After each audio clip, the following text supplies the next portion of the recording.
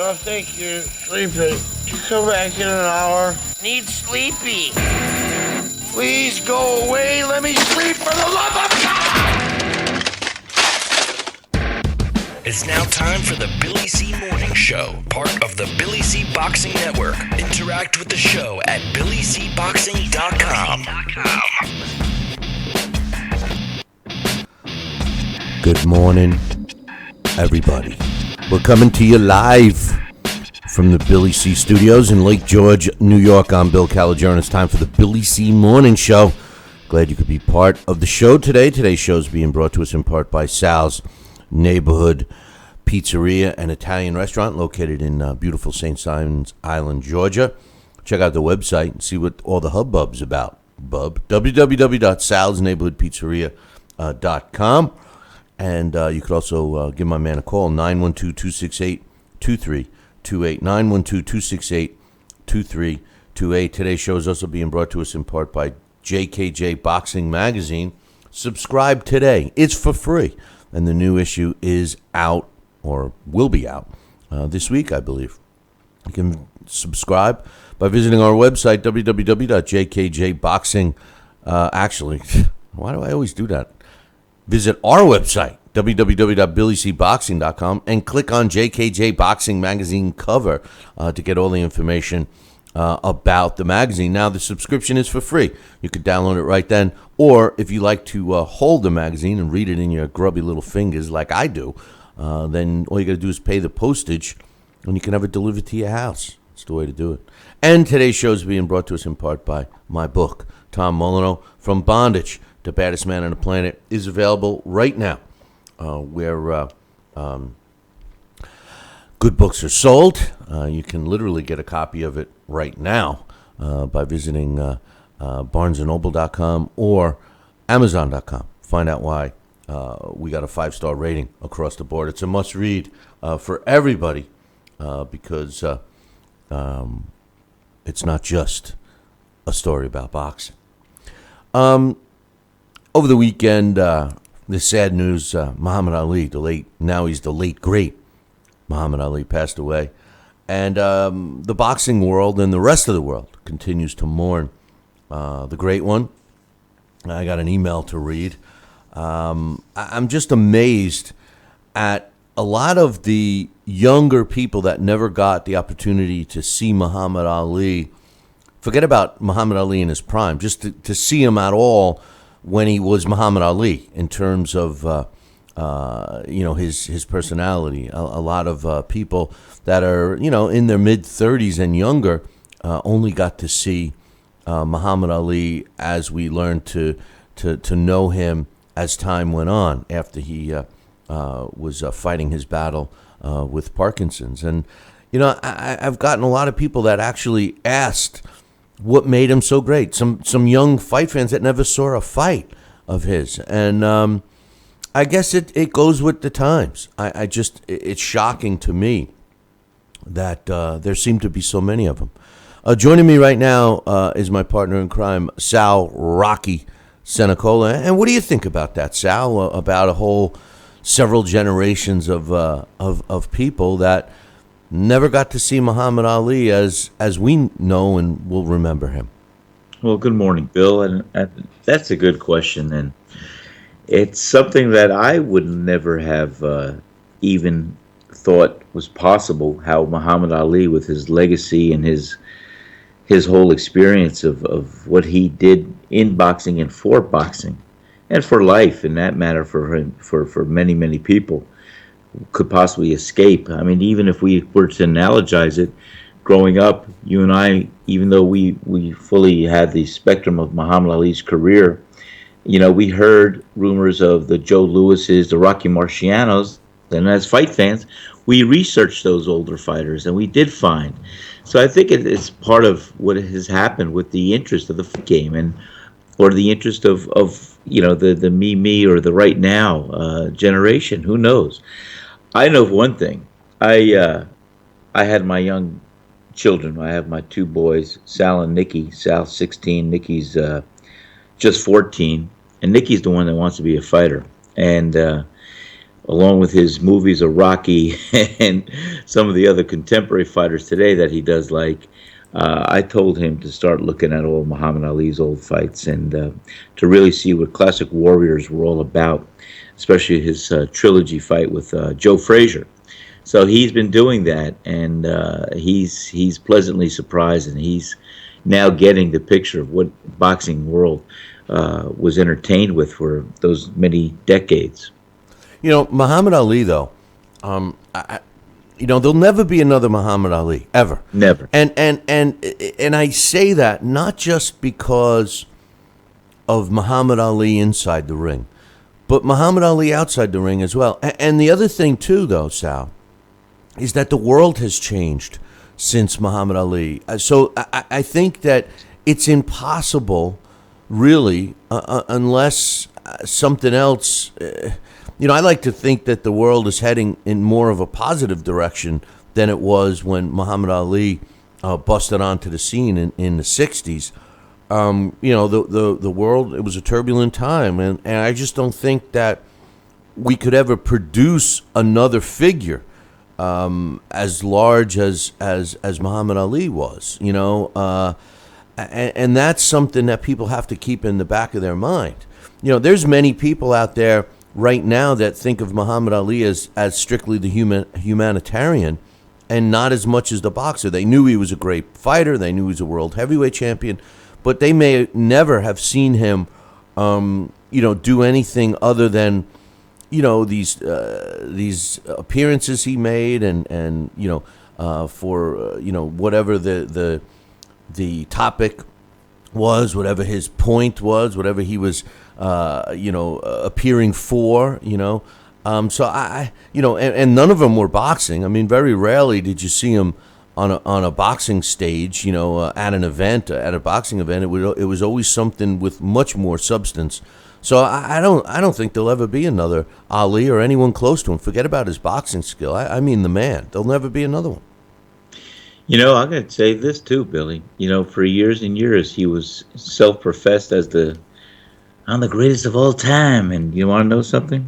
As history's going to show, and now that he's no longer with us, he may just be proven to be that. I mean, he was one of the great human beings that made an impact, that touched lives, that God brought on this earth. And, he evolved and he grew, and he had a spark, he had a shine, he had a glee in the eye, and he had a perspective on life and about the events in his life. And I think he was so unique, so rare, that just a gift from God to shed on light on all lives and people for 74 years. And it's so funny because I even feel it was a whole lifetime that I talked about him with my father. And I lost my father almost 2 years ago, and it was one of those tricks. You're like, boy, I wish I could talk to my father about Muhammad. And my father loved Muhammad Ali, and some of the best conversations we'd have in the morning were over the fight the night before, when Muhammad Ali would look brilliant or just do what he normally does, and goes out there and entertains and wins. And how he entertains people, or how he used to entertain people on a daily basis. He was a showman. He was a brilliant, talented, God-gifted showman and athlete. And that 6'3", 215-pound body was his vehicle to drive like the Ferrari for many, many years. And now he's gone, as we know it. I made a couple of statements the other day when we did our special on him. And, a lot of people don't understand what I mean. And I think that it shows you what type of guy he was and the impact that he made on the world, not just the boxing world, not just the sporting world. I said that there were times when people loved him and times when people hated him. And you can only relate to that statement if you're our age or older. And the reason why I say that is because there was a time when he had more people that despised him then loved him. And when you fast forward it to his last days on earth, and then now I can safely predict and state that from here on in there'll be no hatred towards Muhammad Ali. That's what makes him so great. The fact that he was able to take people that may not have liked him for whatever reason. With me, I speak. There were times I loved him. There were times I didn't. When he beat my idol, one of my idols at the time, Sonny Liston, I didn't like him. When he fought Joe Frazier, the first time I liked Frazier. And then by the time he started showing what he was made of, how could you not like Muhammad Ali? And I became a fan of him and appreciated what he did, and then the rest is history. I mean, my appreciation of Muhammad Ali and my love for Muhammad Ali, got stronger and stronger. And I think that there's got to be other people that share that same experience with me. I can't imagine that there are all the people that are mourning Muhammad Ali right now always loved him. There were times when you rooted for him, and there were definitely times you rooted against him. I'm convinced I'm not the only one, but I guess you just got to be a certain age to appreciate that, or at least to see things like that. And like I said earlier, Sal, there'll never be another Muhammad Ali in or out of the ring. It's just impossible for mankind to produce another Muhammad Ali, and he's going to be missed. There's no question. Absolutely, and every word you said was right on. And as you said, he was very controversial at times in his life, and you don't please everybody. You can't this and that. And so he had people that definitely weren't happy with a lot of his antics or his decisions and things in different times in his life. And but in the end, when you think about the last 20 years or 30 years or even less 10, I guess like you said, time and his condition kind of buffered out some of the I guess ill thoughts or feelings that people had, and he was more of a uniter at that time. And it's so unique, Bill. How many times have I heard, or the statements that he made, that in his condition he never blamed anybody, he never spoke negative about it. He said he would do it all over again if he even knew where he would wind up today. And I mean, he was a true champion on that level as well. He was a winner, he wasn't a whiner. And I give him all the accolades on that level. I know he had a definite touch of definite spirit that he shined and shared with a lot of people. And in the end, as you said, I don't think there's going to be too many people that no longer liked or cared for him the way that he went out. The truth of the matter is I believe in God. And the truth of the matter is that sometimes we as mere mortals look at unfortunate hands dealt to people in life, and when you stop and think about it, God, in my opinion, has the wherewithal, of course, to deal those cards only to the people that can take it. And what's a better fitting crown, so to speak, than Muhammad Ali being dealt a hand of cards that would see him suffer for 30 years of his life or more at the hands of a debilitating disease like Parkinson's disease. And when you stop and think about it, I couldn't never have handled life the way Muhammad Ali handled life after he's been battling that disease. That's how much stronger a guy like Muhammad Ali is over someone like myself, So I mean, I look at it that way, but it's a good way to look at it too. It's another perspective, and yeah. I agree with you. Hold that thought, Sal. Yeah. We got to take a break right now. We'll finish that up. We got some fights to talk about, some great fights that took place this weekend. I got an email to read. I'll give you guys a quick what's on tap for the rest of this week, and all of that is coming up in about 2. The Billy C. Morning Show will be right back. Hey, fight fans, check out KOFantasyBoxing.com. KO Fantasy Boxing is boxing's only trademarked fantasy game. Check it out, www.KOFantasyBoxing.com. Select your own gym, your own fighters, track them through a season that can last from 3 months to a year, depending upon which league you join. You got to check this out, man. www.KOFantasyBoxing.com. Join it today. Again, www.KOFantasyBoxing.com, and tell them Billy C sent ya. Check out BillyCBoxing.com now, or feel the wrath of the mighty mustache. Oh, that hurts. Why are you doing that to my face? I hate you. That's BillyCBoxing.com. Consider this your warning. Now, back to the Billy C Morning Show. Interact with the show at BillyCBoxing.com.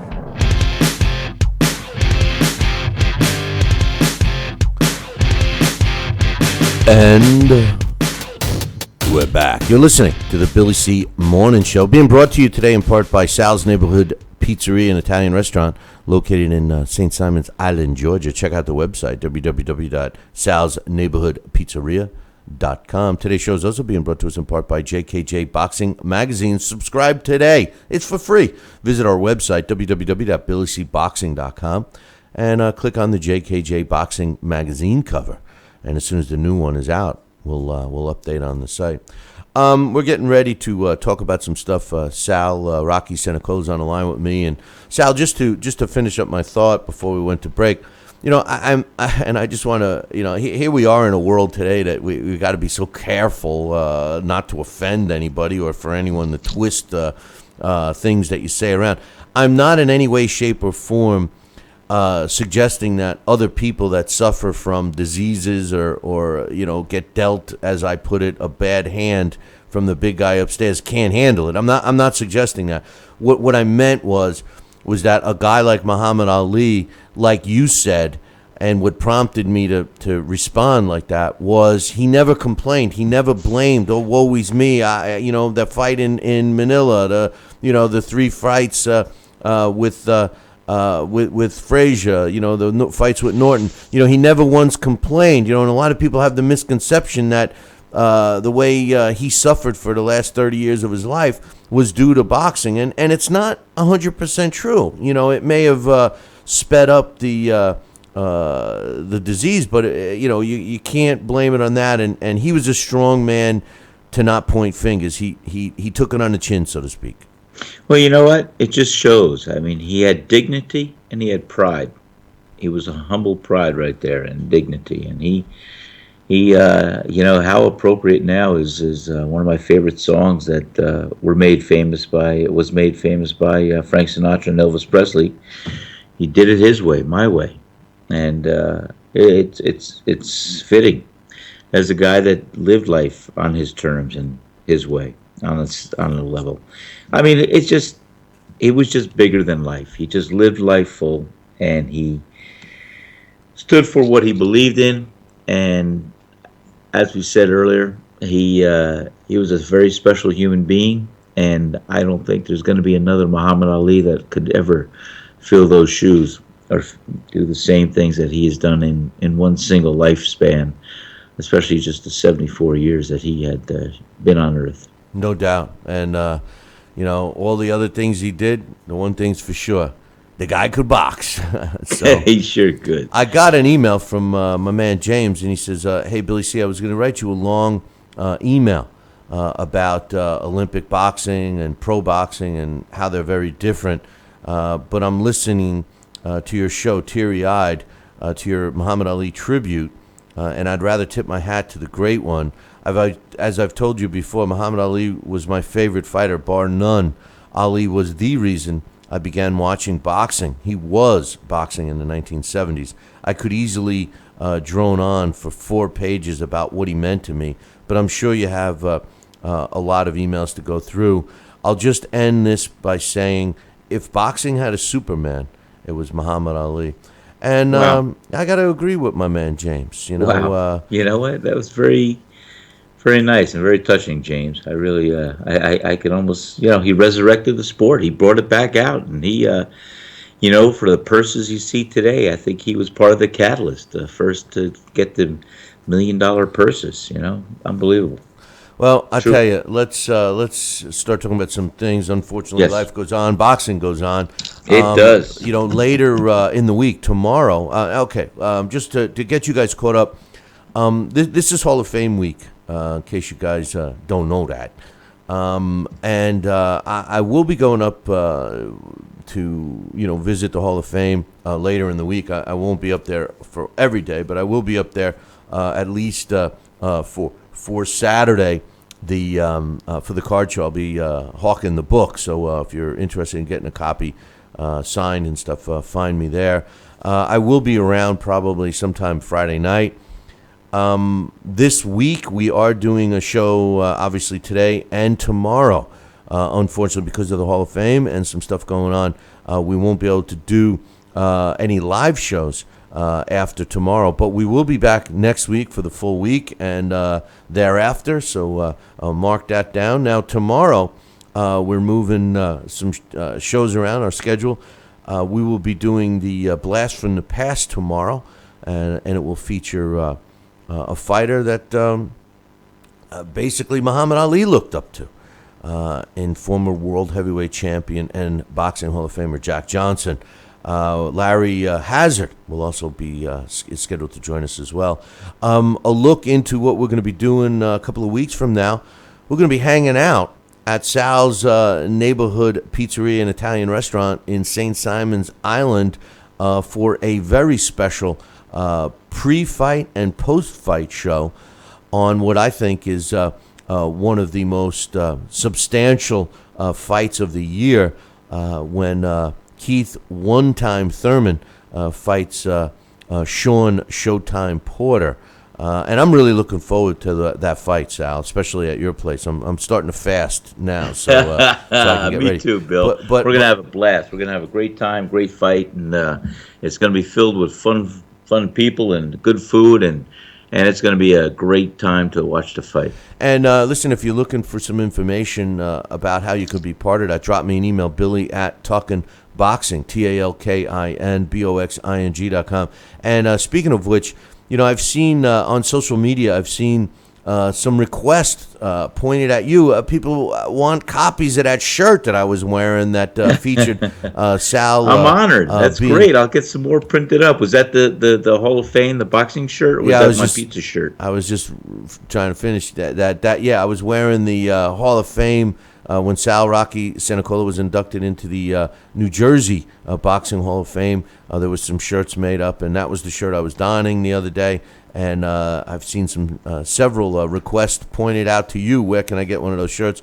So maybe if you come on down and hang out with us, maybe Sal can reach into his bag of tricks and find you one. He definitely has some Sal's Neighborhood Pizzeria shirts, which are really cool. The boxing gloves, love at first bite. Really love at first fight. I don't know, man, but they're cool. But anyway, some fights this weekend, Sal. Some big ones, man. I tell you, HBO. Showtime has been blowing HBO away in terms of the quantity of fights, and we've certainly seen some really good fights on Showtime and its affiliates. But this past weekend definitely proved to me, with the exception of Roy Jones Jr., why HBO is still, in my opinion, the premier network to watch the best fights. What a battle ensued when Francisco Vargas put his title on the line against Orlando Salido. To say this fight was a war is an understatement. It ended, in my opinion, the way it should have, as a draw. Two of the judges saw it even, 114-114, and a third had it for Vargas just by a point, 115-113. I don't disagree with that score, and I certainly don't disagree with the draw. I thought it was a very entertaining fight, and I think that in lieu of what a lot of people say, oh, well, that's not fighting, that's just brawling and everything, I don't care what they think. That style of fighting is what people want to see, whether they admit it or not. I can't possibly imagine a person that's going to tell me that they would rather watch a fight that's going to feature fighters that don't engage the way Vargas and Salido engaged this past weekend. How you can tell me that that's more entertaining than this fight was is beyond me. And to suggest that by not engaging and picking shots here and there is more boxing than what these guys did is also a joke. These guys were in a phone booth, Sal. They were avoiding punches similar to what you said you used to do when you trained, being right in each other's face and try to land or avoid a punch. That's exactly what Salido and Vargas were trying to do. Granted, neither one of them have a great defense, but it was certainly entertaining to see. Early Fight of the Year candidate, my man. Yes, and that's what all the tabloids are saying, all the news is saying. Definitely a candidate for the Fight of the Year. And from what I saw of the fight, it was just all that. And it delivered what it promised. And, I remember seeing Francisco Vargas. He did land a good right hand in the 12th round. And obviously it wasn't enough to put him over the top. But you wonder now, was it enough to get him to the equal ballot? Who knows? All I know is I heard that over 1,000 to 1,200 punches were landed by these guys. That's a lot of punches. Yeah, and the other issue, the other stat, and everybody knows how I feel about those stats, but as a conversation piece, very few jabs were thrown. Now, I do believe, as much as I like action-packed phone booth type fights, I do believe that fighters need to set their punches up with the jab. But these two guys didn't think about that. After the fight, they both had some comments. Vargas said, "I really feel good about this decision." And that's actually the first time, at least that I can recall, the first time a fighter has said that after a draw. Usually after a draw, each fighter thinks they got robbed, but he says, "I feel really good about this decision. I knew coming in that I was going to be facing a very tough opponent. However, I didn't expect him to headbutt me and give me so many cuts to the face.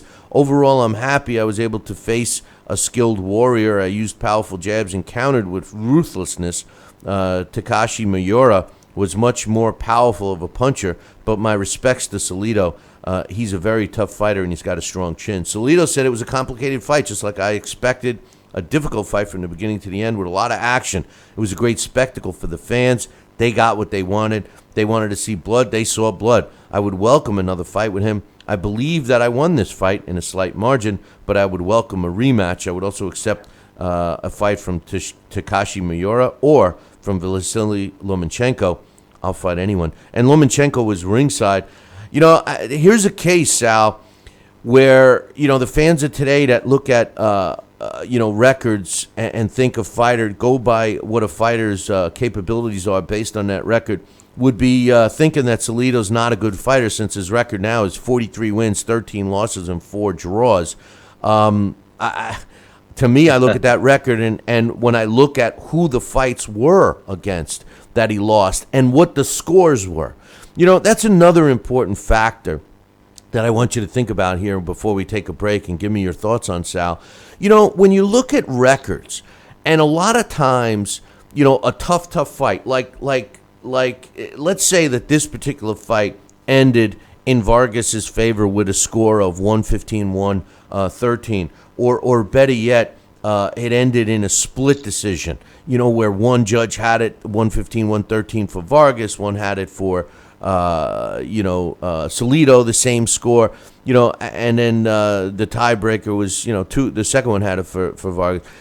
In the record books, it goes down as a unanimous, it goes down as a decision win, but you don't really see how tough of a fight it was unless you look at those scorecards, and that needs to be taken in consideration. I'm going to take a break, and when I come back, I'm going to get Sal Rocky Cenicola's opinion on that and why fans should look at when they're breaking down and looking at a fight. Just don't look at the W. Look at how he won, or in this case, how a fighter lost. We'll be back in 2. The Billy C. Morning Show will be right back. Hey, fight fans, check out KOFantasyBoxing.com. KO Fantasy Boxing is boxing's only trademarked fantasy game.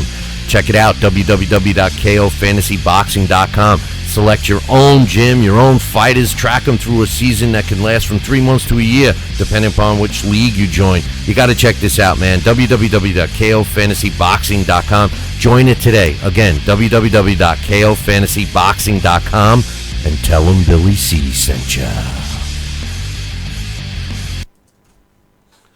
And we're back. You're listening to the Billy C Morning Show, and I'm about to throw our sound computer out the fucking window. But joining me right now is my man, Sal Rocky Cenicola.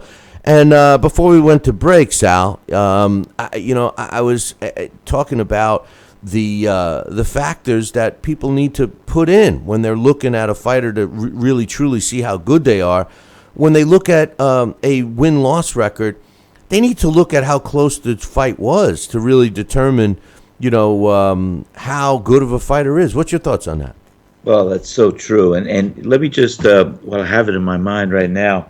You said earlier about that was one of the first times, I believe, when you said Francisco Vargas said that he was appreciative, or he could go with that decision as far as his draw. The first time I heard that, I think, was when, in my mind, Tommy Hearns beat Sugar Ray Leonard, but it was ruled a draw. And Tommy Hearns was also very appreciative and said, "Hey, we fought a good fight, and I'm just glad it was a draw." I thought Tommy Hearns won that fight, but anyway. Which fight? Tommy Hearns and who? You mean the Sugar Ray Leonard? Oh, the second Sugar Ray Leonard fight. Yeah. I thought Tommy won that fight, but he was very appreciative just to get a good draw there. Anyway. Well, the other thing about Tommy, listen, not to get off topic, but Tommy Hearns as a class act, I mean, in his great fight with Marvin Hagler, the best 3 rounds of boxing I ever witnessed live, was he never complained that he broke his hand until years later. So Never. I respect fighters who give their opponents that beat them the respect and accolades they deserve. I can't stand fighters that, well, a lot of them will start off with, "I don't want to make an excuse, but," and then as soon as the word "but" comes, there's an excuse following, right? But you got whiners. You don't have winners. You got the whiners sometimes. But as you were saying, these guys, they fought a good fight. And yes, the scorecards will tell it all. And some fighters, if you don't see a KO or TKO after their losses, you could look into the cards and see how close and how tough it was to pull that fight out. And I think that's a very good indicator that you should look at when you look at a fighter's record. No doubt. I mean, if you're studying a fight, if you're looking at a fight that you want to truly see, and this is something that I think the network should look at as well. You got to look at who the fighters fought and what the outcome was before you judge to see if the fighter is good. Unfortunately, today a lot of people that make the decision and also just fans just look at the record and they assume.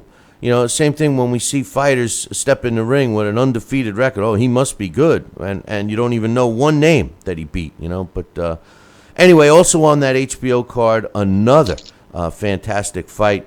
Abraham Lopez got the nod. This was kind of a weird fight, but Abraham Lopez improved to 21-0 with a draw with 15 knockouts when he won a unanimous decision over Julian Ramirez, who loses for the first time in his career. He drops to 16-1.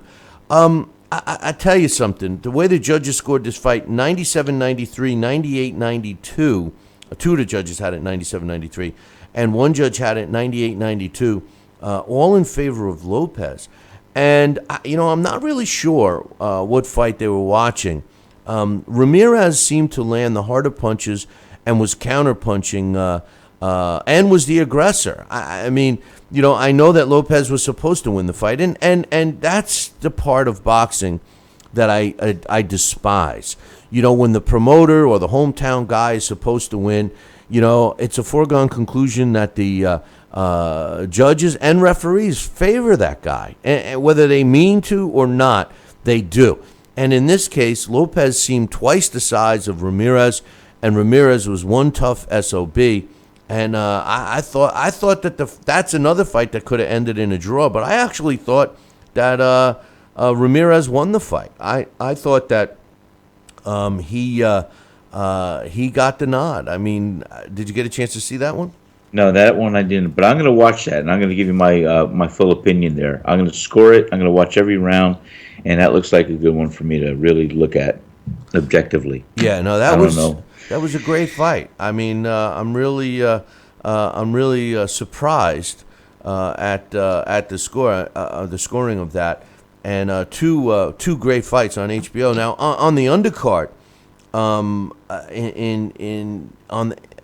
in that event that we didn't get to see, Gabe Rosado hit the deck but came back to win a unanimous decision over Antonio Gutierrez to improve to. Unfortunately, I didn't write his record down here. But Gabe Rosado is back in the mix at middleweight again. Gutierrez loses only the second time in his career. He drops to 21-2. The way the judges scored that one, 95-94 twice in favor of Gabe Rosado, and one had it slightly higher, 96-93. Gabe Rosado is a throwback fighter if I ever saw one. Christian Gonzalez improved to 14-0 with 12 knockouts when he won an 8-round unanimous decision over John Gemino, also on the undercard. The way the judges scored that one, two saw it 80-72, while the third had it 79-71. Also coming out of Canada was another decent night. We had Bryant Goodfella Perella, who was just on our show. Yes. He won, just like he said he would, and he scored a second-round knockout over another undefeated fighter in David Grayton. Perella improves to 14-0 with 13 knockouts. Grayton loses for the first time in his career. He's now 14-1 with 10 knockouts. The official time was 2 minutes and 19 seconds of the second round. Well, the main event had Artur Beterbiev improve to 10-0 with 10 knockouts when he stopped Esquivel Moderna in the fourth round, 56 seconds of the fourth round. Moderna drops to 23-3 with 15 knockouts. And I think you got to see a little of this one, Sal. This one, to me, wasn't even competitive. From the get-go, it wasn't competitive. No, I did see some of those highlights there too, and no, he was definitely dominated by the other guy, by Butler, I mean. Yeah. Also on that fight card, Jamonte Clark improved to 10-0 with 6 knockouts, getting up off the canvas to win a decision over Edgar Ortega, who drops to 16-6. The judges scored that one 58-55, and two had it 58-54. And in the heavyweight division, Oscar Kaboom Rivas improved to 19-0 with 14 knockouts when he destroyed Jeremy Bates via a first-round knockout, 1 minute 47 seconds of round number 1. So that fight was also not too competitive. Christian Mahares beat a former undefeated fighter in Andres Gutierrez to claim a belt. He improves to 54-8. Also, Liam Beefy Smith got a last-minute sub that he took care of business 1 minute and 34 seconds into the second round to earn his knockout. He improves to 23-0 with a draw and 13 knockouts. His opponent was Predrag Razdezovic, and Razdezovic drops to 30-2. They're talking about fighting Canelo or possibly Miguel Cotto next. And of course, Canelo's going to pick someone that is smaller than him. You know, this guy's a junior middleweight. So anyway, in the heavyweight, I'll tell you how fast they go south. I don't know. In the heavyweight division, up and coming undefeated German fighter Tom Schwartz improved to 17-0 with 11 knockouts when he won a 10-round decision over Dennis Lewandowski. And Lewandowski and his brother fought on this card, and they were claiming they were the next Klitschko's. Not so fast, Lewandowski's, because they both came up with losses. Dennis Lewandowski drops to 9-1 after losing to Tom Schwartz, and his brother Christian Lewandowski, he dropped to 9-1 as well when Ajit Kebiel beat him via a 7th-round knockout to improve to 15-0. Now, Friday, there was some decent fights on TV, and I know you got a chance to watch this fight. And this fight kind of aggravated me. And the reason why is because, Mickey Bay, to me, has been an overrated fighter for quite some time. This is a guy that doesn't really engage and does whatever he has to do to win. Although I thought I saw a performance by Mickey Bay on Friday night that was more action-packed in terms of Mickey Bay's performance than what I'm used to seeing. I was really upset with one of the judges' scorings. Rancis Barthelemy, who's climbed the ranks, he didn't get the easiest road. He had a kind of an easy way, and then he had a couple of bumps in his path, and his last half a dozen fights have been against all tough opposition.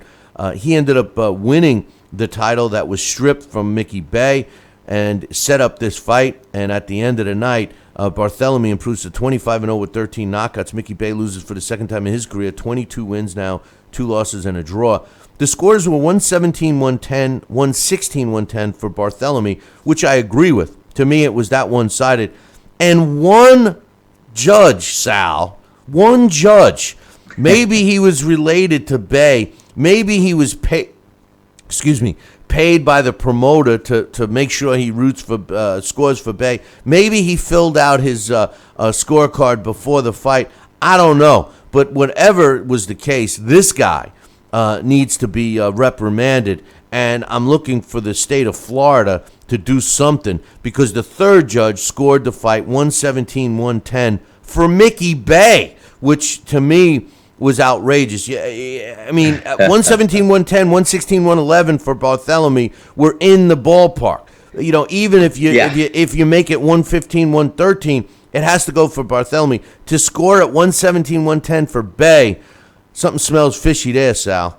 Yeah, maybe a little bit, and that's definitely the majority. I'll tell you what, that definitely has to be looked at, because I wouldn't want that guy in my corner. That's funny. Unbelievable, Wow. Right? The score. I mean, what'd you think of the fight? I know you watched the fight. What was your thoughts of Barthelemy's performance? Yeah, I thought he was pretty good. I thought he was on the fight. I thought he looked like he was going to take it to him. And Mickey Bay, he fought a decent fight. He was good at times, as you said and recalled. He stayed there and fired the guns there too. But definitely, I saw what I saw of the fight, more of what the first two judges saw of the fight.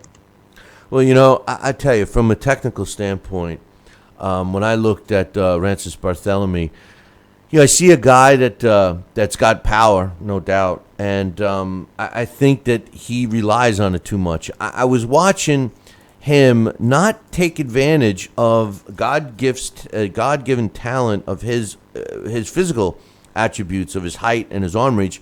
He could have kept Mickey Bay at bay all night long with a jab and then follow it with an open punch. The other thing I noticed about his delivery of punches, Sal, was that he delivers them kind of awkwardly. They don't seem fluid, and he doesn't appear to have much hand speed.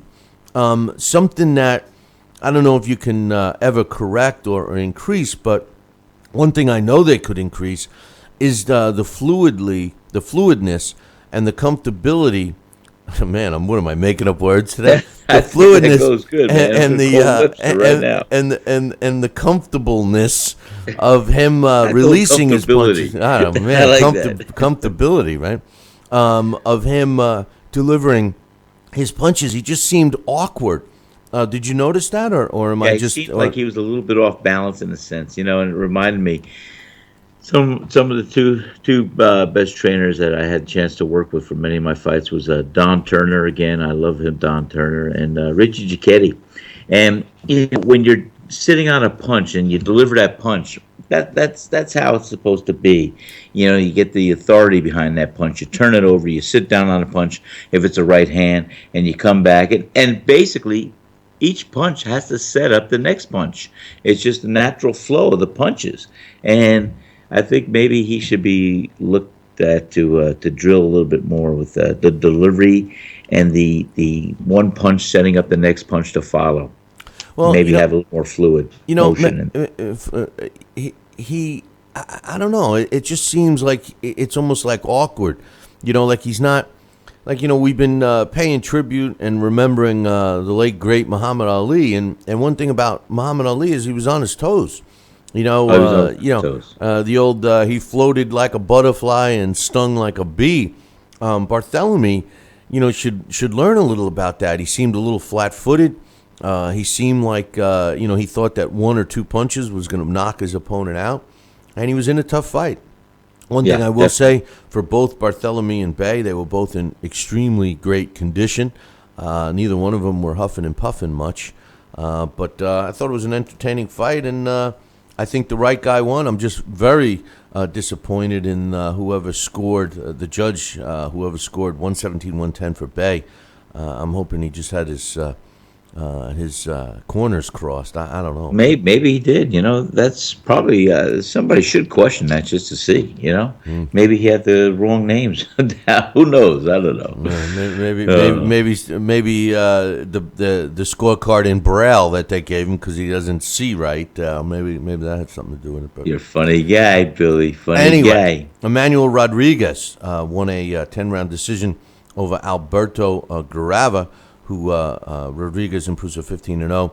Garava drops to 24-3. 99-91, two of the judges scored it. One had it a shutout, 100-90.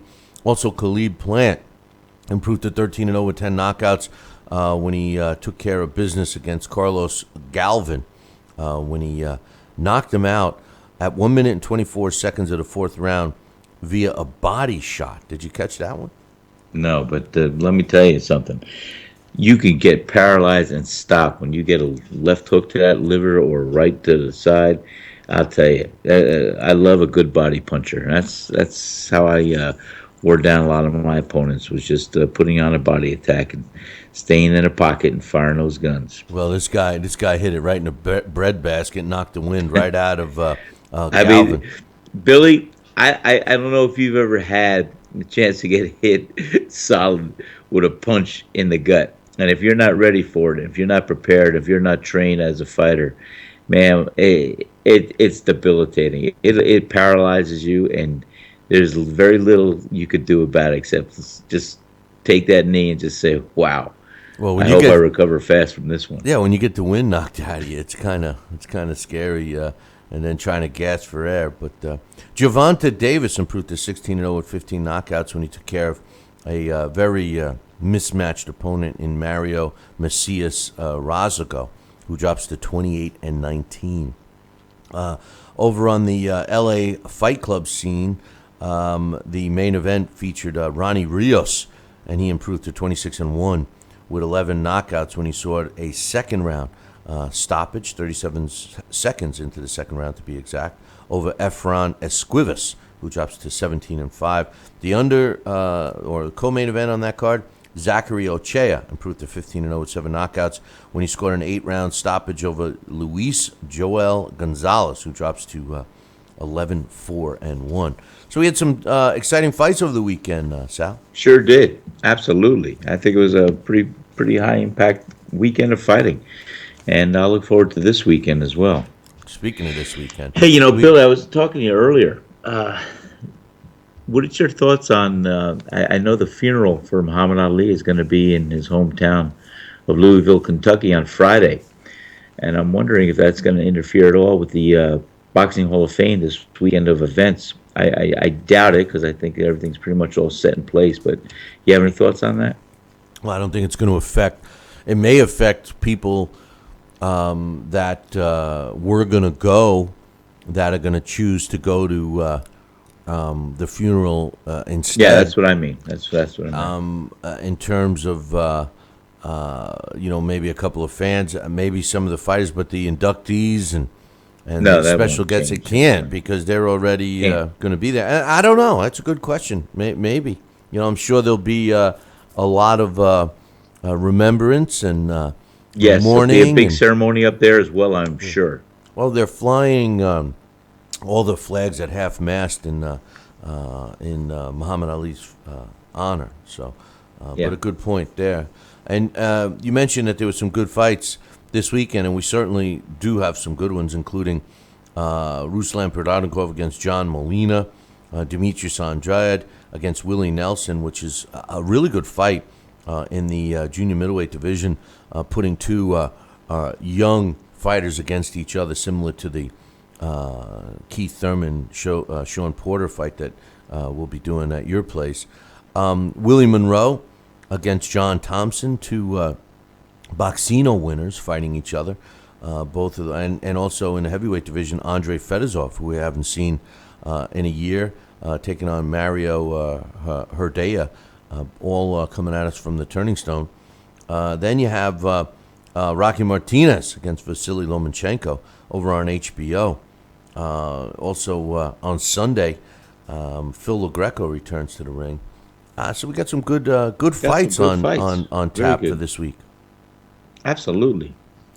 That Prodanikov fight ought to be interesting. A lot of people love watching Ruslan Prodanikov, and he never disappoints, really. No. That should be a great fight. I'm going to definitely catch those. Yeah, no, they should be entertaining. What impact do you think a fight like we saw this weekend, the undercard fight that you didn't see, but you will, between Lopez and Ramirez? What kind of impact do you think that'll make on the sport? Do you think that this sport is I'm always complaining about the division of the sport itself, and do you think that the fact that some fans like to watch competitive, action-packed fights like this, and some others have been bamboozled to believe that that's not the real boxing? How do you think it's going to fare? Do you think fights like this could turn the corner and get more competitive, more action-packed fights come our way, or do you think we're just in line for whatever they hand out to us? Well, I would hope this would yield some good competition and some great fights. I mean, surely these are some of the fights that fans have been yearning for, fans have been looking forward to. And I'm sure the ones that were able to watch these fights and felt that they saw something great at that time will have the desire to tune back in and maybe share their experience with following these fighters. And this is how fighters build that following. They're exciting. They got to watch. We just need more fighters out there that can build the following, build the interest back, and give us the kind of performance on a regular basis that we were so spoiled by. Little did we know when we were younger. Yeah, but it's like I say. Obviously the fighter is the front line. The fighter is the face, and people have a tendency to blame the fighter. But I'm not so sure. Like, I do believe that fighters of today they definitely don't have the heart that earlier generations had. I just think the times have changed. But a lot of the fighters themselves, I think they do want the challenges. I think they do want to fight the tougher fights. I think it's their management and the television networks that prevent it. I mean, at the end of the day, we've heard it many, many times, and even the late, great Muhammad Ali had said, and, other fighters along those lines have said, hey, listen, if the fighter wants to fight, the fight gets made. If the fighter wants the fight gets made. So is it really up to the fighters to say, listen, I want these tough fights?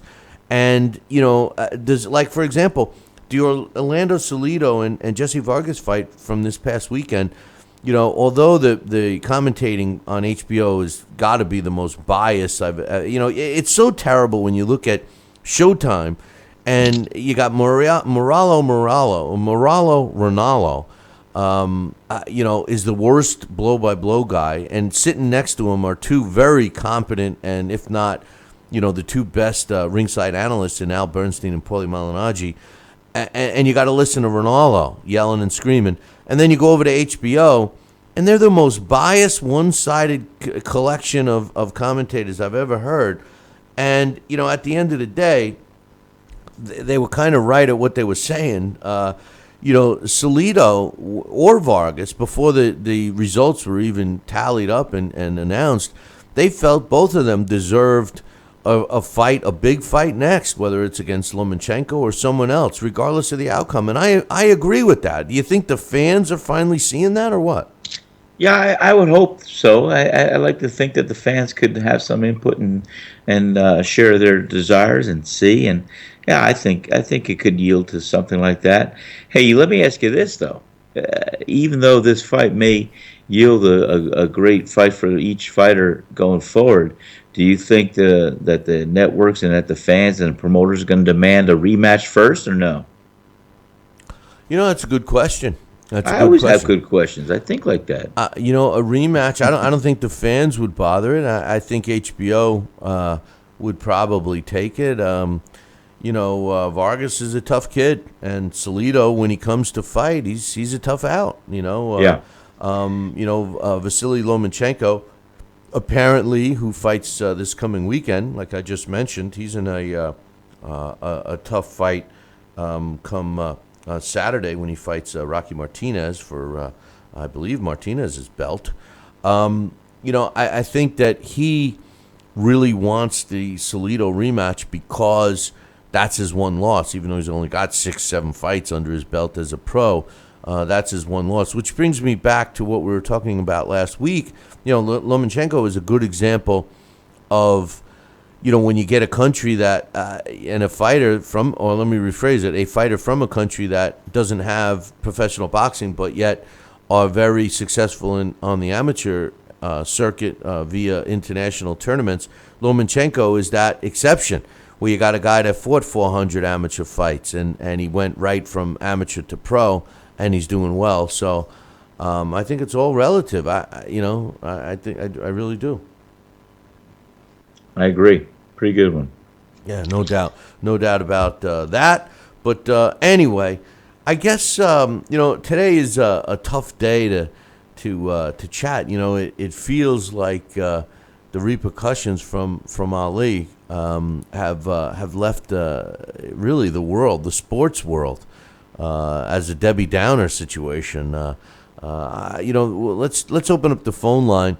845-228-8710. Anyone that's watching or listening live right now, give us a call. Let us know what your thoughts on the fights this weekend, this past weekend. Any fights that are scheduled for this upcoming weekend, and I just read some really good ones to you. And, of course, any final thoughts on the great one. 845-228-8710. And speaking of what's coming up this week, Sal, tomorrow we're going to do the Blast from the Past on Jack Johnson. Oh boy. Talk about a great fighter. I mean, and talk about coming at a time when there was racial issues. One of the things that I always respected, and reason why Jack Johnson is one of my favorite fighters of all time, is because he talk about, you made a reference the other day about Frank Sinatra's song "Do It My Way," and you referred to Muhammad Ali as a guy who did it his way. I don't know if you could leave out Jack Johnson. I mean, Jack Johnson. No, you can't. That's a great analogy. Well, in his era, I mean, they were still lynching people that even said they were fans of his, and he got so mad that he was mistreated that I don't know, man. I'm looking forward to that blast. He's one of my favorite fighters of all time. He was such a tough, accomplished fighter too. I mean, he had thunder in his hands, and I'll tell you what, he was a hell of a fighter. No doubt. Joining me right now is Dax Khan. And Dax, you got any final thoughts on Ali or any comparisons that we were just talking about with Jack Johnson and the trials and tribulations he went through? More than Dax. With Ali, Well, there's really nothing more, in my opinion, that we can say about him, except I do believe that this weekend, with the fights that just happened, I think it made people a little bit more dissatisfied, I should say, I guess is a word to use, about the way some things go on in this sport now, with a lot of the hand picking of opponents for certain fighters that will make them appear better than what they are. And a fight with Salido and Vargas was kind of a fight that made people really think back more on his career and the fact that Muhammad Ali was a guy who was always in great fights, and he never hand-picked opponents, not that you actually could at that point in time. And I think it made fans a little bit more, more in the future. I think they're going to be a little bit more strict on who they support and, the demands that they're giving over to whether it be the networks or promoters on exactly what they want to see in the ring, just like you guys are speaking about the Orlando Salido and the Vargas fight, and with the draw, which I actually, on our social media feed, spoke to a lot of people, and there was nobody really who said they can complain with a draw. It's one of the first few times ever that I can remember where nobody ever said anything bad about the draw. How could you? And I don't know. Let's be real. Muhammad Ali was in some great fights, all right? But he was also, and I agree, he never cherry-picked an opponent, ever. And he fought everybody who was available to him. So, nobody will ever be able to say anything negative. But let's be real. Every one of his fights wasn't a knockout, drag-out great fight. He was in some boring fights. He was in some fights that he shouldn't have even won. That's the facts, I'm not taking anything from him or anything like that, but to say that the Vargas-Salido fight might have opened up people's eyes to see how, fights should be, that part I agree. But let's not mix Muhammad Ali because, as great as he was, every one of his fights wasn't the Thriller in Manila. You know what I mean? But still. Maybe I presented that wrong. Every fight, I don't care who you are, every fight cannot be a knockout, drag-out fight. But in terms of producing, what's expected. Muhammad Ali, we spoke about it Saturday, and everybody knows that, he was credited. You have to credit him for his showmanship. And whether or not it was a knockout, drag-out fight, and we're speaking about a guy when he was in his prime, he delivered what he said he was going to, when he called the rounds and how he would build the fight up. He didn't go in there during the fight and was never happy just getting the win. He made the event, and you always wanted to get your money's worth, and that was my point about Salido and Vargas and how fans are going to be in the future. It kind of, wakes everybody up saying, something, we want our money's worth. And the fact that nobody complained about a draw, which at least you'd have somebody or a small group of people saying, a draw, I can't believe that was a draw. This guy should have got it. That guy should have got it. Oh, who does people think should have won that fight if it wasn't a draw? Salido. Why? What? Just for throwing punches? Because the knockdown that was called incorrectly.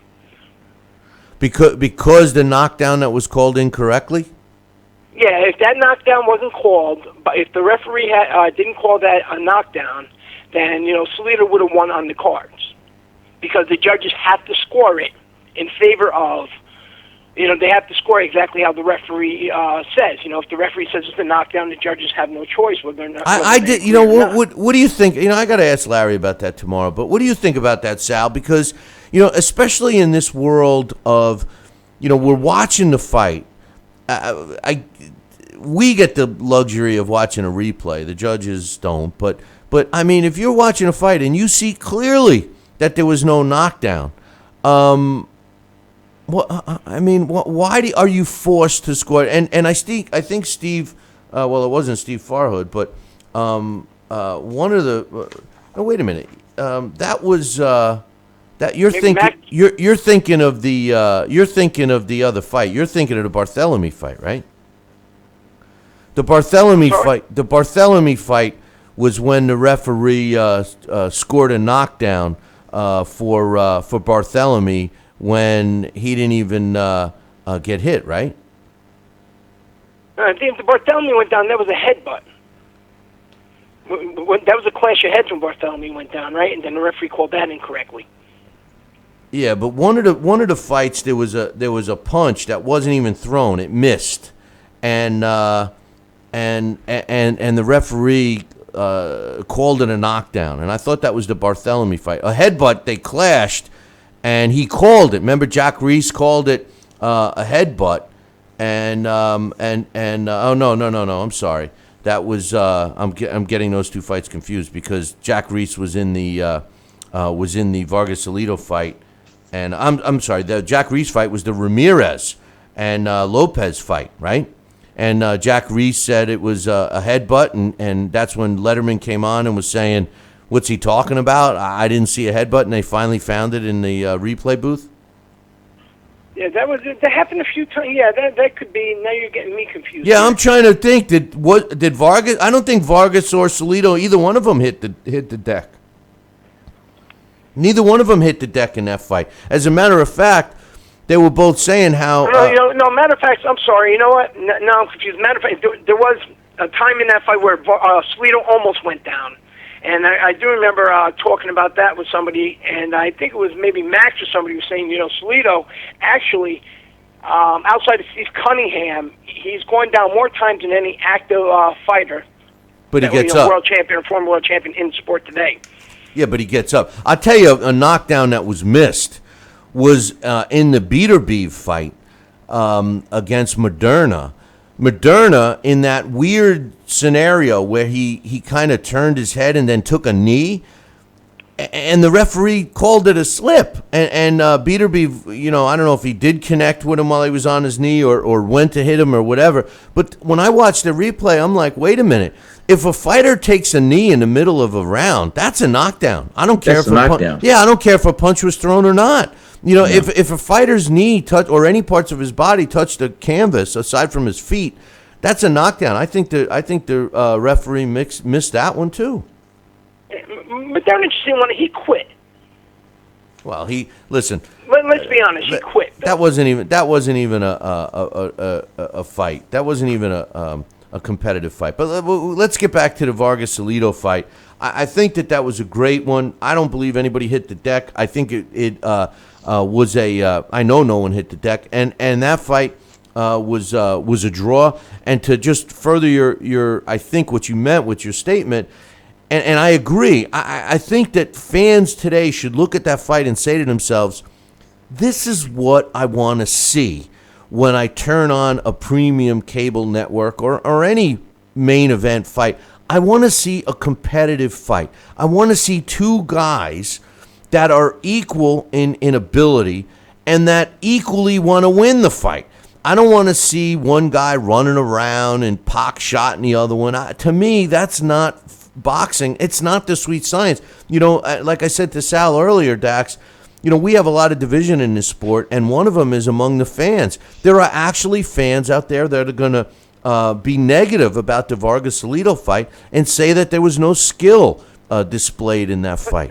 But that was my point, and we're tying that in with with Ali, saying maybe because of what happened this weekend, a lot of emotions from fans around the sport, and not even just fans, but the announcers and everybody involved, because of the loss. And a lot of people were just looking at this fight, and, they had nothing bad to say about the draw because they got themselves an old-fashioned, old-school throwback fight, and nobody could sit there and complain about the fact these guys both went in there, nobody got the win, and they appreciated the fact they got a great fight. Both guys deserved to win. Nobody deserved to lose. So a draw was actually appropriate. And I can't name the last time, maybe you can or Sal can, but I can't name the last time I've watched a fight where I said, somebody has to win. If I had to nod it, I'd put it this way, that way. But you know what? It's a draw. I had no complaints about a draw. When's the last fight you've seen that you can say that? Well, I mean, I can't think of one off the top of my head, but I'm not going to disagree with you there. And getting back to the Barthélemy fight, and what you said was that judges have to score it because the referee calls it. I think that should be amended. I think that if a referee, everyone makes mistakes. So what you're saying is that we gotta all score a round based on a referee's mistake. Now, in that particular fight, Steve Farhood was the guest, unofficial scorer, and he says if you felt like Barthélemy was winning the fight, and you saw that the referee incorrectly called a knockdown, that you could have technically taken the point for the knockdown, even though you know it's incorrect, but still score that round 9-9, because you would have given the 10-9 round originally for Barthélemy before the knockdown. So, I mean, I think you could do something like that, right? I don't believe that's allowed. No, you have to score the knockdown. You have to score it if the ref calls it. You have to. It has to be. It's the 10-point must system. Well, what I'm saying is if you feel beat, if in that case you feel Barthélemy's winning the round, you're going to score the round 10-9 for Barthélemy, and then all of a sudden a knockdown happens, and the referee calls it. You see that it's incorrectly called, but you know that you have to take the point. How do you justify turning a score around from originally going 10-9 for in this case Barthélemy, because he won the round, to 10-8 in favor of the opponent? It's a 2-point swing. I can't see where that is a requirement. I don't agree with that. What do you think, Sal? No, I agree with you too. You have a 10-8 round for a knockdown of a round, and sometimes I even asked myself, what happens when you see a fighter getting knocked down in the early part of that round, and then boom, after he gets up off the canvas, he comes back strong like a whirlwind. And sometimes do you still score 10-8, or does he come back a little bit? Can you make it 10-9? Exactly. Maybe I'm wrong there, and maybe that's what you meant, Dax. Maybe it becomes a 10-9 round because of the 10-point must system in favor of the guy who scored the knockdown versus a 10-8. Maybe it becomes that versus 9-9 because you're not deducting. Maybe, but it's such a fine area, Bill, because a knockdown is almost automatically assumed to always be a 10-8. Yeah. Exactly. Yeah, and that's the point. How we score is one thing, but as far as the judges' criteria on how they have to score it, that's something I don't know for sure. Wow. But I do believe that because the referee called it that way, even if the judge doesn't agree, they have to go with what the referee called officially. Same thing with a cut that happens from a punch, and everybody else can see, okay, that was a punch, but the referee accidentally calls it for a headbutt, and then the fight ends up being stopped in the 5th round or 6th round, and it ends up becoming a no contest or something like that. But the referee's the guy who makes that call. Yeah. Well, I'm going to find out from Larry tomorrow, and Yeah. one thing that makes sense of what Sal was just saying was that you take a look, and it happened on Saturday in the Vargas-Salido fight.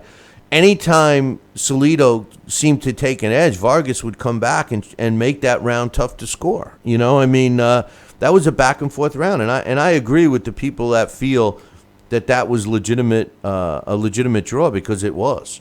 And I hope you're right, Dax, about a lot of fans that watch this fight, the ones that have been bamboozled and smokescreened and conned by people in the sport of boxing that make them think that the sweet science is synonymous to running around and picking your shots and staying far away from your opponent, and that the fight that we witnessed between Vargas and Salido is just a brawler, two brawlers. I hope that is changing, because that's been my point that I was trying to make today. That is what boxing needs: more, fighters willing to fight and exchange and get the job done for a lot of reasons, not only to win the fight, but from the entertainment value.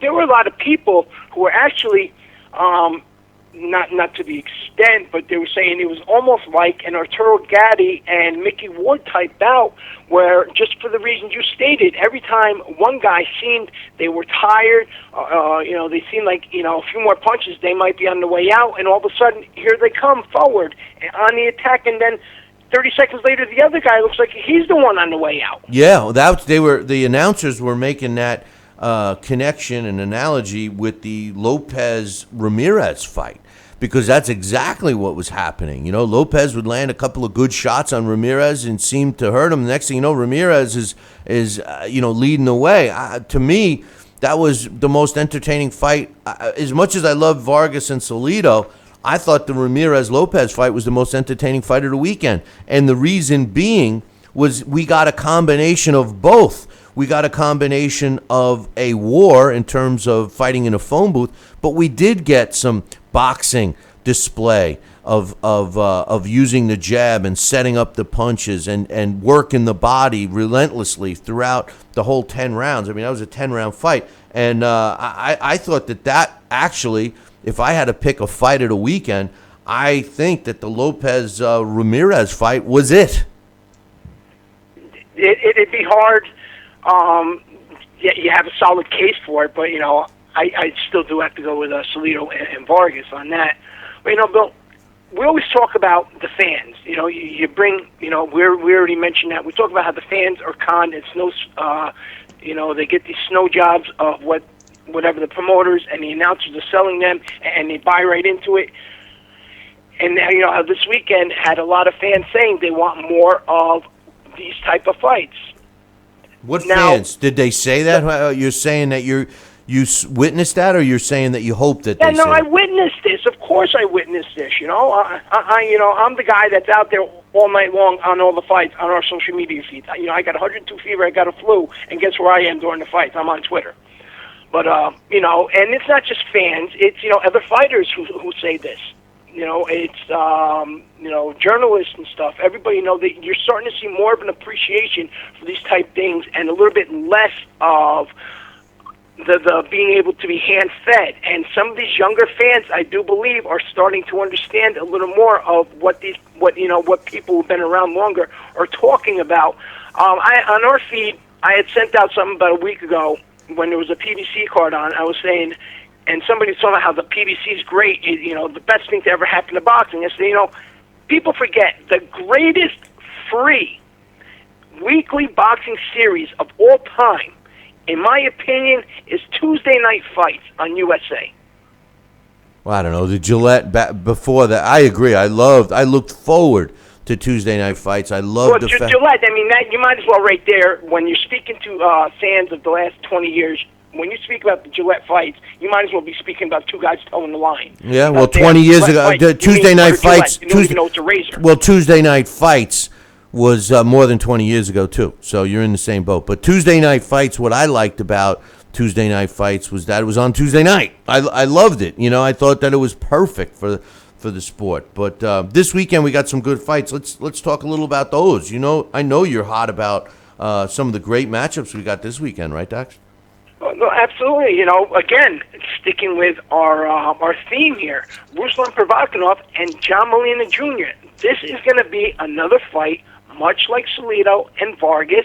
This is going to be a fight where you're going to get your money's worth because both these guys come in there with the same mentality. They may not be the most technically sound, they're not going to work everything off the jab, but on the inside, you're going to see two guys who know the inside game. It's an art, to fight on the inside, as you stated before, people don't understand the sweet science. On the inside, Sal, this. How hard is it to fight on the inside and be successful and have your whole game on the inside, not only to get your punches off, but to be able to avoid punches while never giving any room? Well, that's the whole thing. And, I love, we had those drills, as I often said here. We would stand toe-to-toe, and we do for 30-second and then 1-minute intervals. We would just stand toe-to-toe. We'd have our headgear on. We'd have our 16-ounce sparring gloves on. But all we did as fighters, we'd stay in a pocket toe-to-toe, and we'd exchange punches, body and head, and just develop our defense, get the feel of the rhythm. That's the whole art of inside fighting, is the rhythm. And knowing where you could use your elbows in defense, knowing how you can deliver the punches, how you could bob and weave, slip under a hook, do this, just standing. You know what? I love that kind of fighting. I love it. It is just beautiful. It's great. I loved it. That was my favorite kind of fighting. Yeah, too bad Provodnikov and Molina, they don't duck. They don't try to avoid. That's all they got to do is slip a punch. flip a punch once in a while. Provocanov's Block is a it. guy Put your that hand up. Try to, right?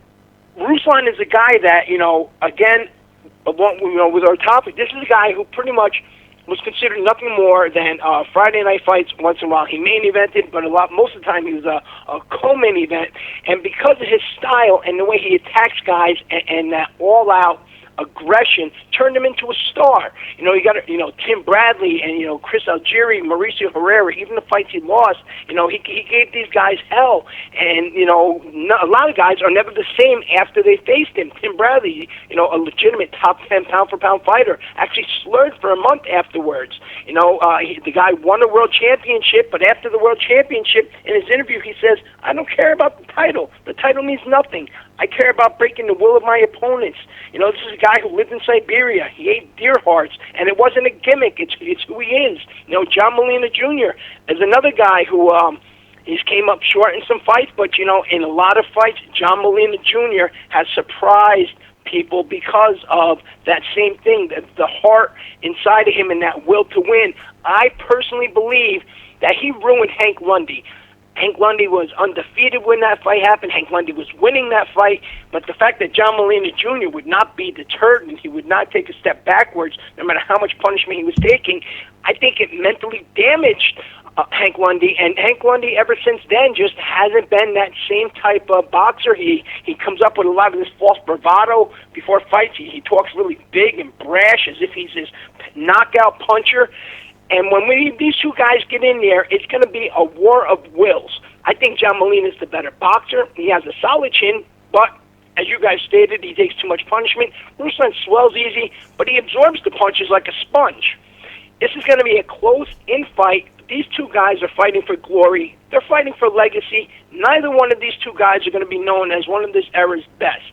But they want to be known as two fighters, whether it's 10, 20, 50 years from now, that when people look back, they say, Ruslan Provocanov, John Molina Jr., they gave it their all, and there was never a fight they were involved in that I can say I was disappointed from watching. And that is what the fans are starting to appreciate in the sport more, and they're starting to demand more. Demetrius Andrade against Willie Nelson is an important fight for the junior middleweight division, and I think it's an important fight for both of these guys. Two young fighters. Demetrius Andrade's been on the shelf a little bit, hasn't fought as much as he would like to, and Willie Nelson certainly has proven he hasn't had an easy ride either. I like this fight. What's your thoughts on this one?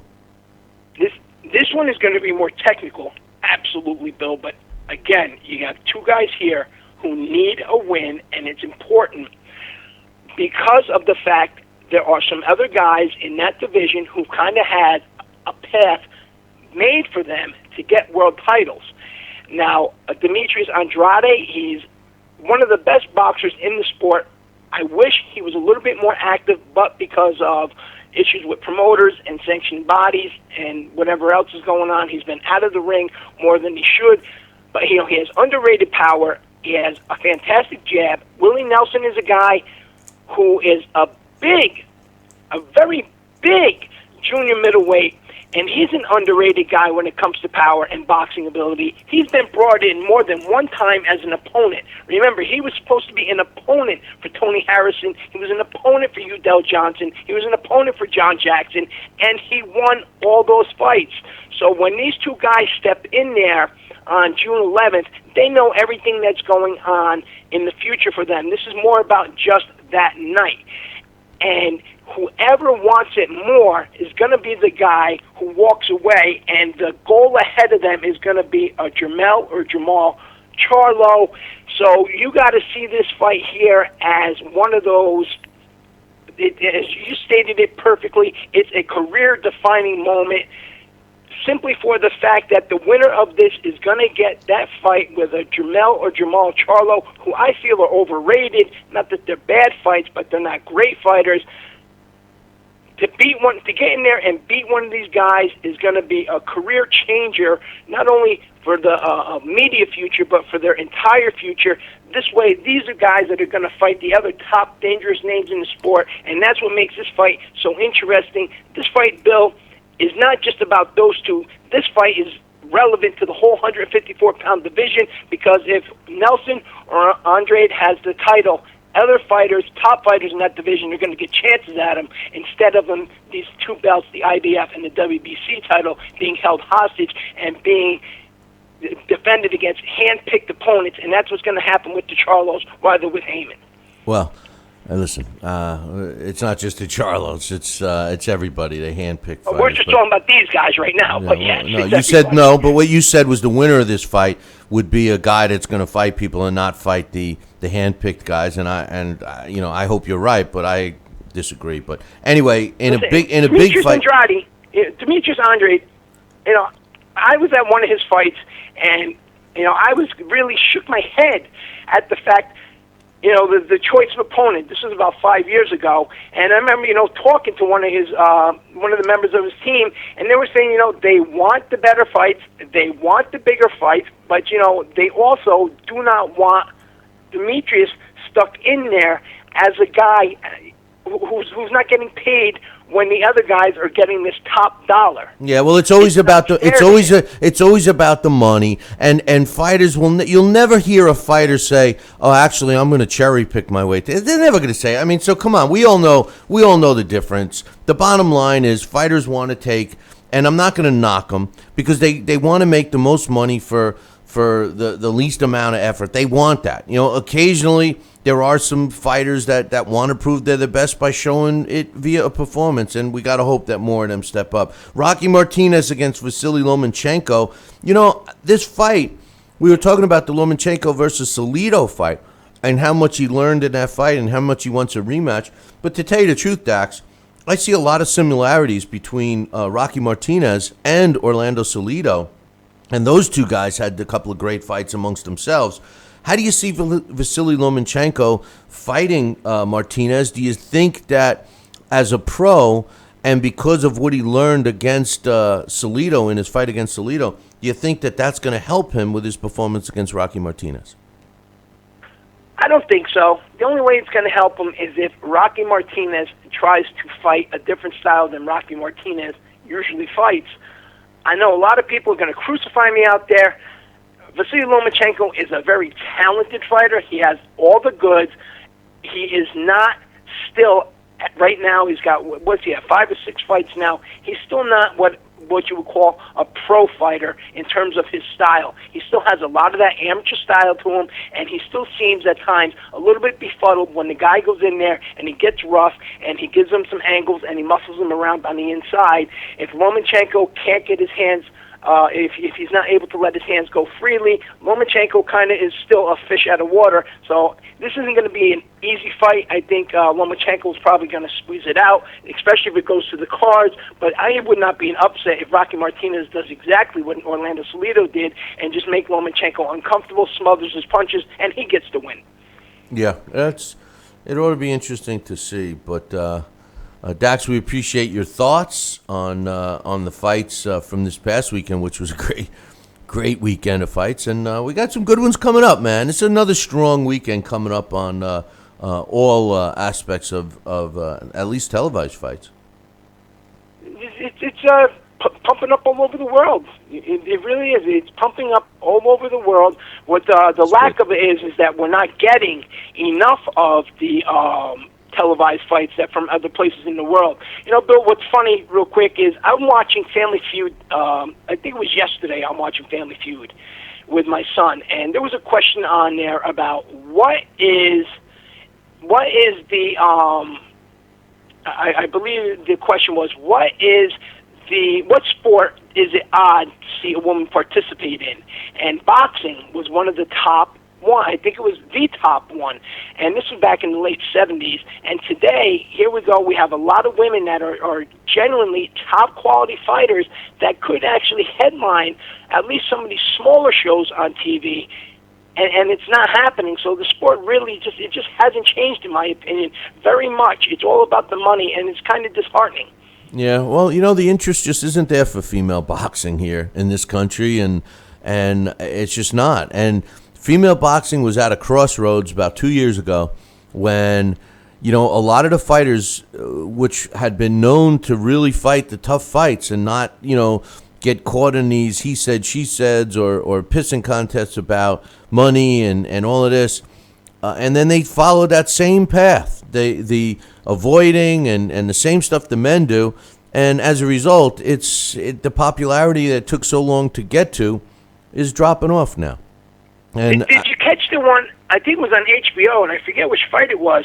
And I believe it was Max Kellerman who had, and it might have been during the Lopez fight, where they were talking about cornermen and how they motivate and the best motivators. And Ann Wolf's name was thrown in there. Well, you got to give credit where credit's due. Ann Wolf did a great job when she had that middleweight, and she put herself on the map. Unfortunately, it didn't work out, and she hasn't come up. Nobody's given her a chance again, and he certainly hasn't been the same without her. So that's unfortunate. And I agree. I think, don't get me wrong, I think they should get equal opportunities. I just don't think. I think they had a chance. Women's boxing in general, forget training. Women's boxing in general had a chance to make up some ground a couple of years ago. And some of these fighters got with the promoters that are, known for not putting on competitive fights. Heather Hardy is a great example. A New York fighter who they're trying to make money on outside the ring. She hasn't fought. And Heather wants the big fights. Yeah, they all do. They all said they do. No, she does. She wants the big fights. And Heather, when you listen to her, you speak to her, and even when you see her on shows, Heather makes sure that, she educates herself about the sport. Yeah, But the promoter she's with, we know what that promoter did to Sonia Lamanakis, so we know exactly what Lou DiBella is about. How much money can he make? Like I asked you before, which fighter, if you asked, which fighter is going to say, actually, I'm going to look for the easy way out? What fighter is going to say that? None of them are going to admit that. None of them.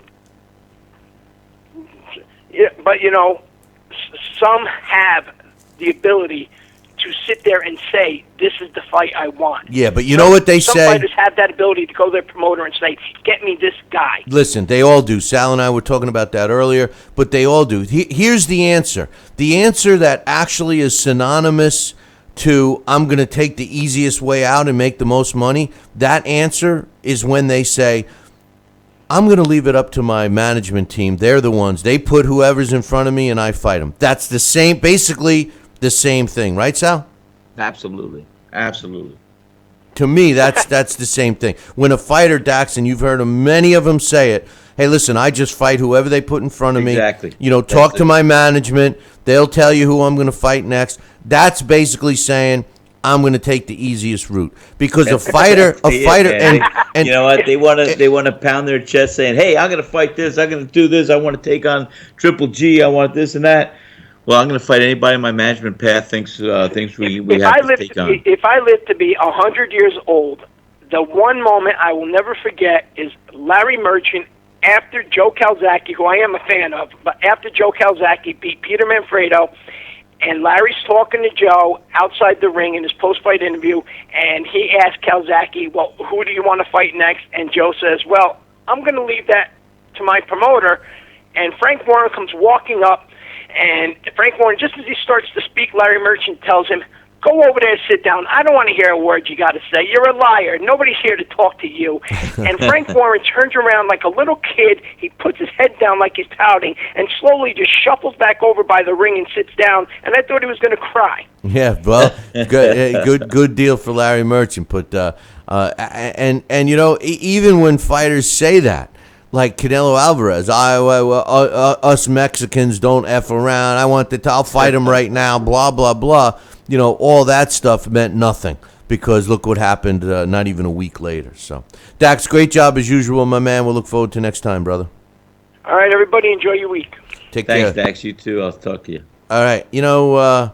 Sal, what Dax was saying is aggravating, because it's true. You want to believe that fighters will fight the toughest opposition that they can, but a lot of times they won't. You know what I mean? No, it's true. It's true. And some fighters will not want to look forward to getting in the ring with some of the other fighters that, whether they feel their style is going to be difficult for them to overcome or whatever. Fighters know. So when you see a fighter pound his chest and say he wants to fight this guy, he wants to fight that guy. If you do hear, you're just gonna wait to see what his management says, or wait to see what the promoter says. That guy doesn't want any piece of that other guy.